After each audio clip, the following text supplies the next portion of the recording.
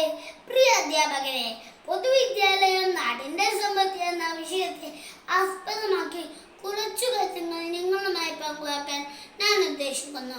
പൊതുവിദ്യാഭ്യാസം എന്നാൽ സാധാരണക്കാരന്റെ അടിസ്ഥാന വിദ്യാഭ്യാസമാണ്. ഗുണമേന്മയുള്ള വിദ്യാഭ്യാസം ഓരോ കുട്ടിക്കും ഉറപ്പാക്കുക എന്നതാണ് നാം വെക്കുന്ന ലക്ഷ്യം. 14 വയസ്സ് വരെയുള്ള ഓരോ കുട്ടിക്കും നിർബന്ധവും സൗജന്യവുമായ വിദ്യാഭ്യാസം വഴി അവർ നേടിക്കൊടുക്കുന്നു.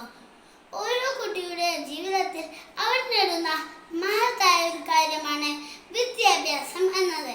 സാമൂഹിക വ്യക്തിഗതയും അതുപോലെ തന്നെ സാംസ്കാരിക വികാസങ്ങളും പൊതുവിദ്യാഭ്യാസം വഴി അവർ നേടുന്നത്.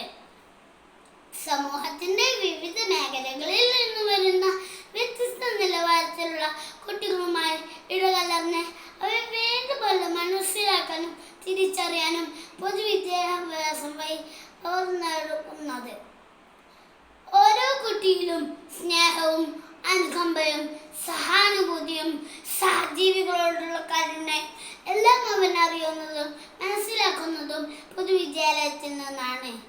വായിൽ നിന്നും വീഴുന്ന കൊച്ചു കൊച്ചു മലയാള വാക്കിന് പോലും പിഴയടക്കാനുള്ള ഇന്റർനാഷണൽ സ്കൂളിൽ നിന്നും കിട്ടാത്ത നമ്മുടെ വിദ്യാഭ്യാസം വഴി നമ്മുടെ കുരുന്നുകൾ ആർജിച്ചെടുക്കുന്നു.